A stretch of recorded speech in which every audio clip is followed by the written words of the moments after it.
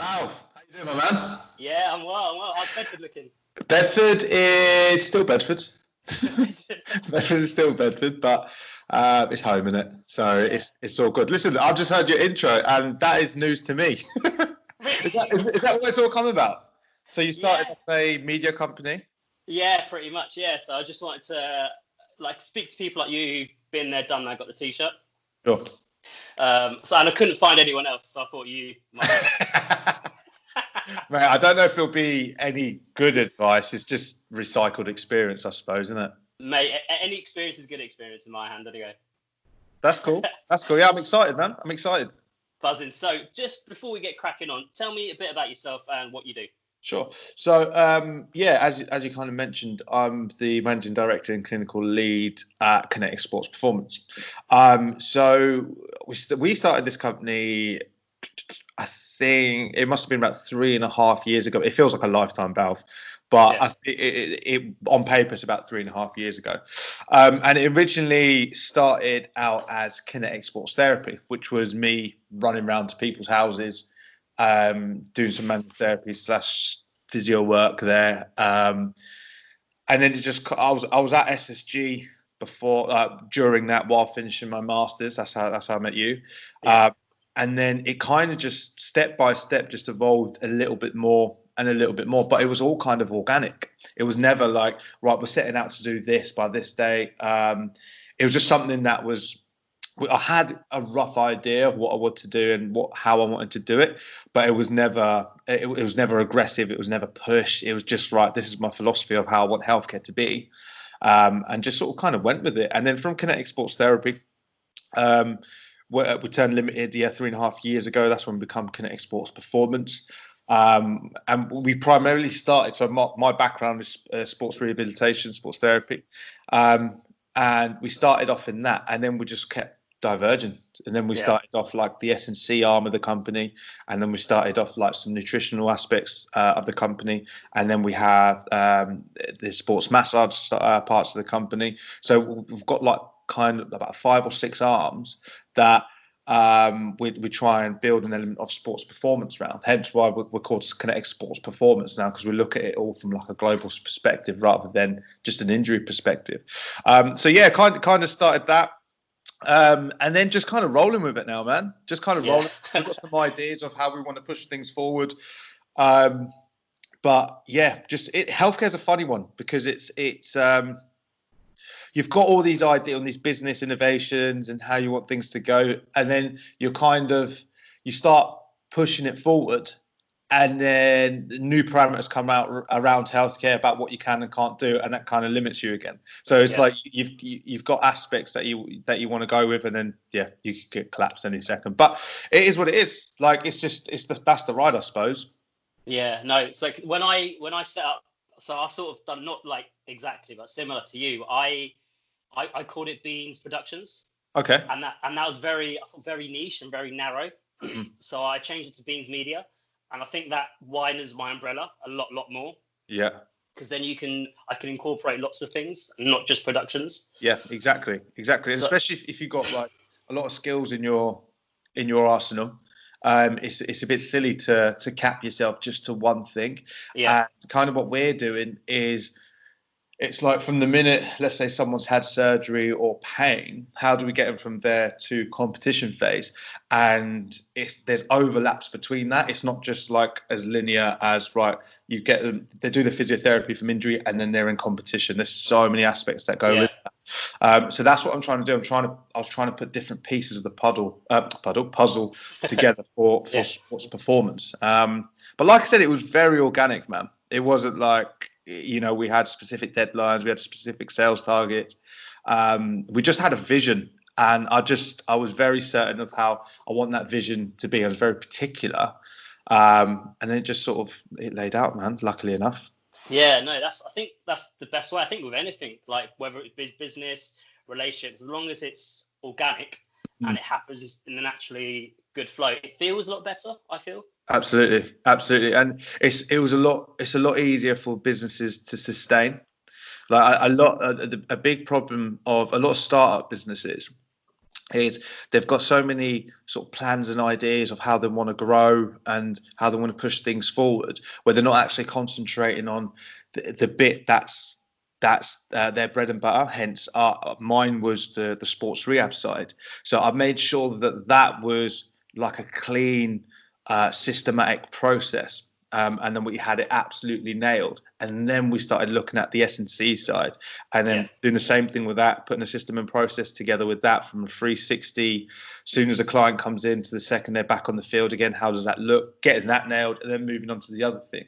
And I think that's a very, very key thing with startup businesses. You like you said, with Beans media, there's lots of things that you want to delve in, but you need to make sure that every single process within that sort of production is spot on. So making sure it's all. I've actually I don't know if you remember, but when I did the London Marathon, I actually came to you. Yeah. The day this was in 2015, 2016, I think. You were at Goals. Yeah, that's it. That was one of our first bases at Goals. Yeah, so I did the marathon the Sunday, and then I came to you, I think late Monday morning. Yeah, and I just about hobbled in. Yeah, literally, I think I crawled into Goals. I was like, Sonny, help me. And your like knowledge and the way you work was just a fascination to me, and how you dealt with business, and even before care and the aftercare, it wasn't just massage, that's it, you can go. It's you were checking if I'm all right, which I thought was, from a personal experience, just fantastic, and amazing the way you went about it. So it's not a surprise that Kinetic Sports Performance has become the success it is. Yeah, and that's the thing. It's the little things that we try to nail, like I mentioned before. Like, try and understand what your service really is and what you're trying to provide, and make sure that it's the bollocks. And then try and push that. Then you can build on that. And that's what I say to all the guys at work as well. Like, try not to. I know it's difficult because we live in such an instantaneous world where we want things done like this. Yes. Try to make sure that's in the service. Like, go over and above consistently. Like, make sure you're checking in on your clients when they're not there. Just little touches like that. Like you said, you remember that, and I'm so glad that you remembered like the little things like that, because that means a lot to me. Because that's what I'm trying to push. I'm trying to push the stuff like that, than having visions of 5 years where we want to take over the world, Yeah. And I'm sure that'll happen anyway. Well, I hope it happens in the right way. So you mentioned, is it 3.5 years ago you went limited? Yes. So how many people are underneath you now, as we talk today? Okay, so... Is there a number or...? Yeah, there is a number, but it's like, it depends how you want to look at it. How many people are on the payroll system, or how many people are kind of within the business. So within the business, we have altogether there's 7. Okay. That's not including myself. And these are, we've got some people who are a little bit more ad hoc, some people that are there day to day, and then we've got, our the guys that are on placement with us. So yeah, it's perfect for what we need. And that's another thing that I wanted to kind of talk to you about, Balv, as well, is like you need to really, really understand what your business needs are, not your business wants, and try and cater for that. Like, there's no need to have 15 practitioners so it looks good on paper and you're giving a terrible service. Our 7 that we have are specific to a specific job. So they might have guys who are amazing manual therapists, and then we've got guys who are rehabilitation therapists, and then we've got kind of some people kind of in between that. And I like to have specialists within each subject. Do you know what I mean? Yeah. So you don't have like one area you specialize on. It's like a wide range. So you're providing like a 360 service. Is that right to say? Yeah. That's exactly it. So myself, for example, like, I mean, I can do manual therapy. I can do sports massage, because that's kind of treatments you have. But my specialty is rehabilitation. So that's what I try and put everyone in their chosen fields and let them work with it, because that's when you see them flourish, and that's when you see them absolutely go. Everyone can do pretty much everything within the business.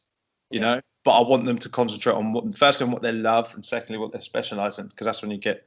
I think you should triple down on people's strengths. Don't concentrate on what your weaknesses are. Yeah, makes sense. Makes sense when you say it like that. So how would you like motivate them? Do you need to motivate them, or are they self motivated? It's a good question, Balv. Like, it's. I wouldn't say that I need to get them up in the morning and say, right, come on, we're going to be looking for this, or this is what I want from you today. I set out little, not research questions, I suppose, but little areas that I want them to look at. And we have like discussions around, I don't know, let's say the new training methods for plyometrics, or new manual therapies that have come out for this, and this. And I think because of the environment that we're in, everyone, to have an opinion on what's going on, you have to do your research and you have to kind of keep your finger to the pulse. And I find that, like, if you create just an environment rather than micromanaging and saying and trying to get people motivated, just create an environment of learning and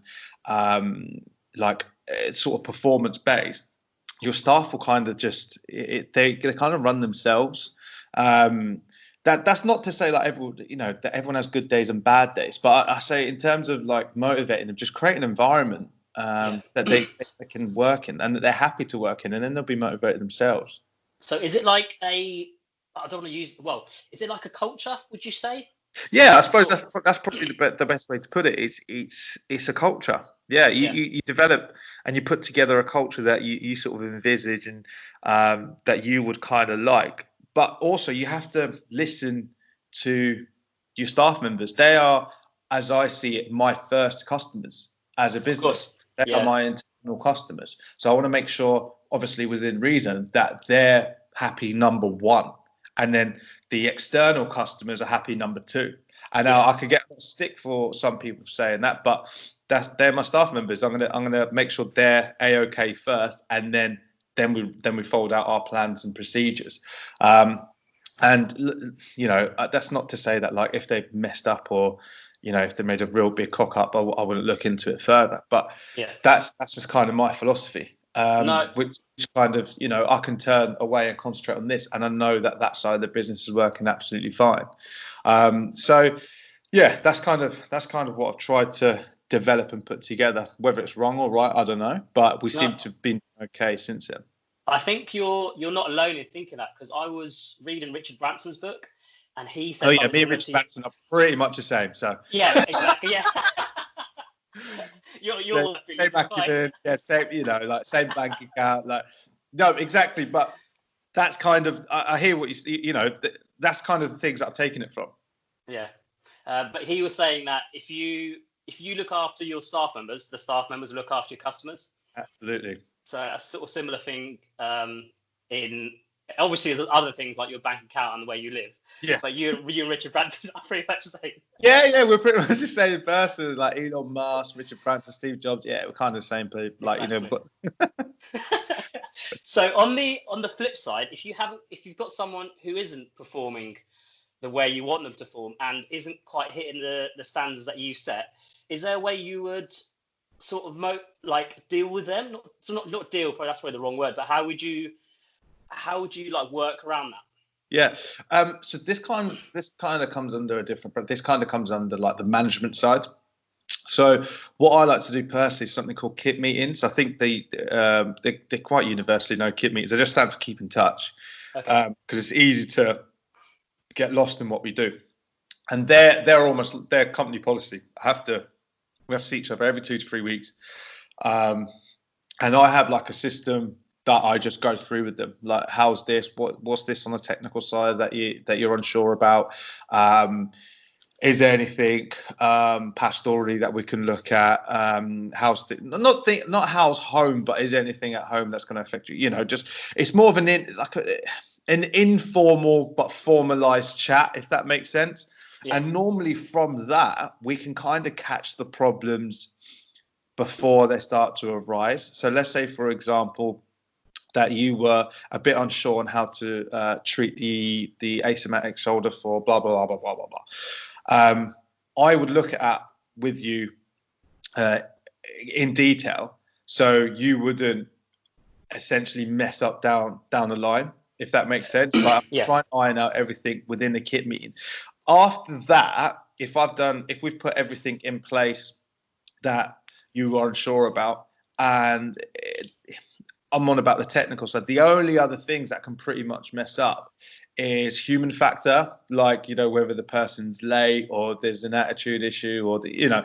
But I think in the 3.5 years that I've had, one of my staff members has been late once, and that's pretty much been it. Luckily, I've not had any issues where I've had to bring down the hammer or anything like that. So it's I think, yeah, maybe it's a mixture of luck, or maybe it's a mixture of systems and processes in place beforehand. And also, I think what's important is the recruitment as well. Yes, I was about to say that. Yeah. If you look at your recruitment process, you want to try and mitigate these risks as early as possible, and I think that's what we've done quite well. So yeah. So I want to talk about so what you're doing now. So I know you've worked with dodgeball, and I know you worked with netball, and we used to play football together as well. At King's. But you're sort of like, you're focused on the boxing sort of sport now. What drew you to that sport, and was that again something organic with? Because I know you work with Mickey Mills. Yeah. No, it's so I'll take you to the beginning. So when I first was I doing my masters at the time? I think I was maybe finishing it. I was at Northampton Town Football Club. So this is when I just finished my undergrad, and I was just about to start my masters. I was at Northampton Town Football Club and SSG. Then while I was at SSG, my girlfriend at the time said there was an opening to become a sports therapist within Switzerland Netball. And I was like, there's no chance they're going to take me on. This is Switzerland Netball. She was like, just have a look, come down for a weekend, see how you get on. So Swiss Netball flew me over to Geneva that weekend, and they had a tournament on. So I just got speaking to the players, other staff members, and we just did some like basic stuff, like, you know, there's an injury here, how would you manage it? There's a problem here, what would you do here? And it was they did really well in terms of trying to keep it as informal as possible. And their philosophy is you want to try and keep it as informal as possible to see what the character is like. So it was quite an interesting way of like looking at recruitment. And then they called me back a few weeks after that. And then we went through some other questions, and then they offered me the job. And I was like, what? I couldn't believe it myself, because you got to imagine I was an undergrad with 1.5 years experience at Northampton Town. I didn't really have much else in my belt that I could offer. But yeah, they wanted to take me on. So I was absolutely taken back. So I was there for about 2.5 years while working at SSG and finishing my masters. And then it's when we turned. So I must have turned limited just after that. And then I was limited for 1 year, and then I was treating one of the England dodgeball guys. And they come to the Golds and had a look at what we do, and they said, oh my God, we need something like this at England Dodgeball. And then she put me in touch with the manager of England Dodgeball, and then they didn't just want like the sports rehab side, they wanted the S&C and everything else that came with it. So I put a package together for them, pitched it to them, and then they wanted all of our services from me, Ben, who's the S&C coach, and a few other people as well. So I kind of like helped build the department at England Dodgeball. So we put together like a sports psychologist, strength and conditioning coach, sports rehab. We even had a sports massage therapist as well. So I was trying to put like this sports performance department in there. And then I was head of performance at England Dodgeball for that must have been 2.5 years. And then that's when things really started to take off with work, and I'm on about Kinetic work. And that's when it needed a lot more of my time, and I couldn't offer as much time or as much focus to England Dodgeball. So I had to go back and just concentrate on like the Kinetic stuff. But yeah, that's when I worked there as well. So that was kind of like my pathway. And then now I work with Mickey very, very closely. So I do his weight cutting, his strength conditioning, and obviously his rehab side. But with Mickey, number one, it's super easy to work with him because he's like one of my best mates. Yeah. Number two, it doesn't take much more of my time, if that makes sense. Yeah, it's when I worked with England Dodgeball, I had to kind of look after like 70 to 80 players. Mickey's just one person, so I put systems and processes and monitor him so much easier than I would like 70, 80 people. And then from Mickey, obviously working in professional boxing, I work with a few of the other boxers, and like Dan McGowan, who's an amazing Thai fighter. He's one of the world's best. And then I just kind of moved into like the combat side of things. So yeah, that's kind of what's been happening. But that's me as like a personal. What I'm personally not too much to do with the business. So. Yeah, I think I relate to that with your experiences to netball and my experiences with the BBC, because I went for that thinking there's not not in a million years that I would be on like local radio at the BBC, and then I found myself in front of the microphone in this amazing studio thinking, how did I just, do you know what I mean? That's the thing. You've got to give these things a shot, man. I think that's what I took away from it. Like, because I didn't think I was qualified to do it, but yet here I am. So they must have saw something in me that I didn't see in myself. Yeah, absolutely. And there's so many other things that this is something that I realised, especially after the Swiss netball gig. There's so many other things that people are looking for rather than just qualifications and even sometimes experience. They could be looking to see what you like, how you work in a team. They could be looking to see what your culture's like. They could be looking to see. There's so many other aspects that people are looking at. Yeah. So that's why I always say to people, give it a shot. Whatever you see, no matter how bonkers it is, just give it a shot. The worst that's going to happen is people say no. Yeah. You know. Then at least you know then. Exactly. And you know what to work on. You can do it. And if they say no, you can work on the things that said that that's not quite right. And then you can try again. It'll make you a better person. Absolutely. Yeah. And but also you don't want to get too hung up on the no's as well. Like it's a no. Like receive some feedback, but don't sit there crying too long, man. Because it's all a learning process. Yeah, I think that's the thing. Like I think I'm unique in thinking that I quite like failure in a 6 sort of sense. You're friends with it. Yeah. Yeah, because I learn from when I'm losing. I learn more from when I'm losing to when I'm winning. Because you find out what you are, what character you are, your resilience, your enthusiasm.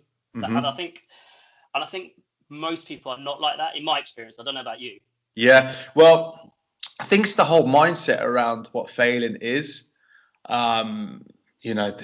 And I think once you start, and it sounds like you've got a phenomenal mindset towards what failure is, but once you start diving into that with people, you can see why they think failure is failure. And I always try to say look, failure stands for first attempt in learning. It's just a phase that you need to go through to get where you need to be. Yeah. And once you start to change people's perception on failure and how they look at the word and how they hear the word, that's when things start to turn around, Yeah, no, I agree. Moving it back to sort of the business side of what you do. Yeah. Do you believe that anybody can run a business, or do you think you need sort of certain qualities to make not just run a business, but to make a successful business? Yes, that's a good question, man. So I think anyone can run a business. Okay. But you need to develop certain skills and certain qualities let me rephrase that. Anyone can start a business. Okay. But you need to develop certain skills and qualities to run a business. Okay, yeah, I see what you said. Okay, do you see what I'm saying? So it's not... It's the way you worded that, yeah, okay. Yeah, like any Joe off the street can start a business and whatever they want, but that doesn't mean that they're going to thrive and be successful or even be able to maintain it. And that's when the other qualities come in. The biggest quality or the biggest sort of skill that you could probably have in your locker and work on is to be dynamic and to roll with the punches and understand that things evolve and things change. And a good example of this is, let's use Lucozade Sport, for example, right? Now, I don't know about you, but when I was younger, if I was ever ill, my mum used to go to the shop and get like a fat bottle of Lucozade, right? The liter ones. That's it, a fat bottle of Lucozade, right? And that's what Lucozade was for back then. It was like you used it as a sugar drink just to pick yourself up. And you think how they've evolved now, from like a fizzy sugary drink to now a sports drink, and now almost like a brand. Like, they've evolved with the times. And that's how you've got to be as a business. You have to evolve to what's happening with the market. You can't be too stuck into what your philosophy is and trying to drive that forward. Your job as a business person or businessman, businesswoman, whatever, is to match your vision with what the market is telling you. And you meet them two in the middle.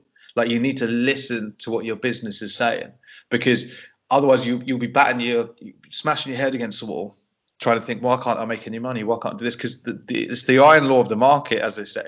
Like, if the market doesn't want it, then you shouldn't be giving it.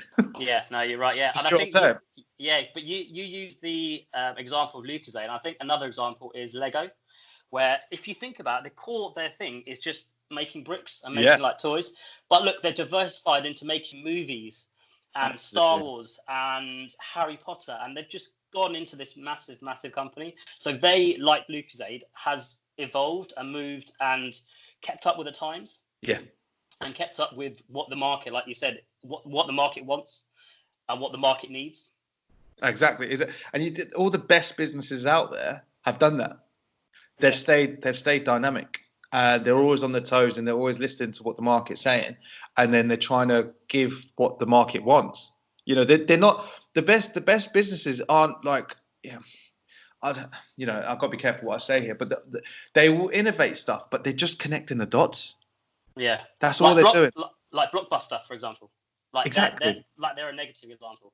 Yeah, but they didn't evolve. Then things were coming out on streaming services and like on the internet, and that's why Netflix has hit it so big. Amazon Prime. Amazon's a great one because I think Jeff Bezos started out by just selling books or something. Yeah, 1999. Yeah. And you think how that's come about now? Like, Amazon was started off firstly as a service, and then now it offers films, music. There's talks about it doing. I think they're coming out with a fridge. Space travel as well. Space travel, yeah.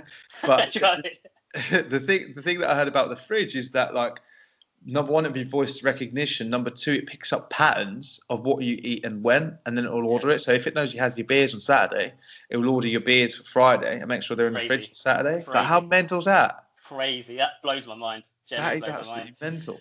So the coronavirus, well, we were speaking before the podcast, and the coronavirus has affected everyone. How's it affected you and Kinetic since the lockdown started? Oh, mate, it's been a right kick in the nuts, man. I feel you. So number one, firstly, we are a one-to-one service that's quite personal. So this social distance thing sounds like it's going to be lasting quite a while. Yeah. So that was the first thing that smacked us in the face. The second thing, we were putting together something quite unique in terms of a subscription package to our customers. Yes, yeah, I remember you saying, yeah. And we rolled it out probably a month before all the coronavirus happened. And again, we had plans on how we wanted to run with it, and we had certain targets that we wanted to hit. And we were way ahead of it, Val. Like, we were smashing it, and we were doing really, really well. Yeah. Then all this happened. No one even calls it coronavirus anymore. They just say, when all this. Yeah, I know. Yeah, and everyone knows what you're talking about. Yeah, everyone knows exactly. Like, yeah, sure. Yeah. But yeah, that coronavirus happened, and just knocked us for absolute six. I mean, at the minute, I wouldn't say we're fine. I would say everything's frozen. So there's nothing kind of coming in and there's nothing going out. But the problem that I'm kind of foreseeing is when we go back, that's going to be the issue. So we need to have all this, the PPE stuff. We need to have, there's new rules and regulations about how many people we can see in a day. It's going to be tough. real tough when we go out. So I'm just kind of prepping for that at the minute, trying to set up systems and processes to try and put all that together. But I don't know, it was, without being too hard, it was a kick in the nuts, man. Yeah, no, I know what you mean. So just before we end, I just want to ask you some quick fire questions. Sure. You ready? Yeah, let's go for it. Okay, what advice would you give a young Sunil Ram? Oh, that's a good one. A young Sunil Ram. It depends where I am in my youngness. If I was to say, probably best advice would be for me at uni. Yeah. And that would essentially be, and that's what I say to a lot of people, is trust the process. Yeah. Trust the process. Like, understand that you're in a process and that you're a cog, and things will evolve. I think a lot of people overestimate what they can do in a year and underestimate what they can do in 10 years. Yeah. And that's what I would say to myself, is trust the process and be patient. Yeah, I think most people are so focused on the end goal, they've forgotten the process. And I think the process is, although the end goal is where you get the house or you get the car or you get whatever. I think the process of getting to that goal, I think I'm in that now, and I'm loving it. Like, it's just because I'm learning every day. Yeah. And I'm a better person than I was yesterday. Yeah. And that's my competition. That's it. My competition was me yesterday, and since speaking to you, like, I've just written down so many notes, and I'm already better, and that for me is amazing. That's enough. Do you know what I mean? Yeah. Second quick fire question is: given the choice of 3 people, dead or alive, who would you have at your dinner party? Oh. So you'll have 3 people. Who would you pick? So it's yourself, and then 3 other people, but it can be anyone. Okay, so I'd have Joe Rogan. Oh, the podcast and the fight. Yeah. Okay. Yeah, I'd have Joe Rogan. He released one with Kevin Hart, I think yesterday or the day before. Yesterday, yeah. So I listened to it last night. Yeah, really good. Real fucking good. Purely because the amount of people that he's seen and spoke to, I could probably consolidate that all into one person. But again, he's funny. He just seems wicked. I love the fact that he does a podcast that's so kind of real. There's a lot of people that you see behind Instagram and like load of TV shows, and you're questioning whether they're fake or not. But you watch him, and it just seems like him. That's what he's like. Yeah. Do you know what I mean? So I think Joe Rogan would be there. Professor Brian Cox. Oh, okay, the science presenter. Yeah, I'd have Professor Brian Cox there. He's one of my heroes. One more person. So you've got yourself, Joe Rogan, Brian Cox, and that's oh god. Who do you have? The last one.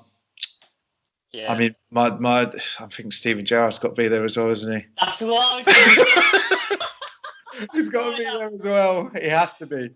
Mate, him, like, growing up, and I think we're the same. Growing up, him just banging in goals from 30, 40 yards just for fun. Mate, you can't get better than that. He has to be. Oh no, I'd have Peter Crouch as well. That's a tough question, man. That's a tough question. That is a really tough question. I'd love to see how Joe Rogan responds to a Scouse accent as well. That'd be quite fun. Yeah, just for that reason alone. That'd be hilarious, wouldn't it? And the last one is, where do you see yourself in 10 years' time? So what will Sunil Ram be doing in 2030? Hopefully not in lockdown, but where do you think you'll be in 2030? What will you be doing? I want to franchise us out in terms of cool. So I want this to be rolled out within gyms and other health organisations across the country.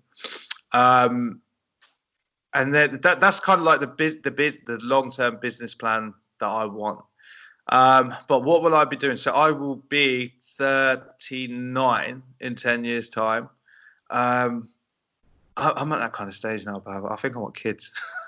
Oh wow, okay. That's what a grown-up would say. I know, but I've done it. I haven't done everything, but I'm kind of at that stage now where I want little youths running around. Yeah, I'm quite a simple dude, man. Like, I enjoy the real small things in life. So as long as I got them, as long as I can go to the cinema, as long as I can watch my Netflix and go visit my friends and family when I can, that'll keep me happy. Perfect, man. I think that is the perfect way to end this podcast. Thank you so much, Sonny. No problem. It's been an absolute pleasure, Ralph.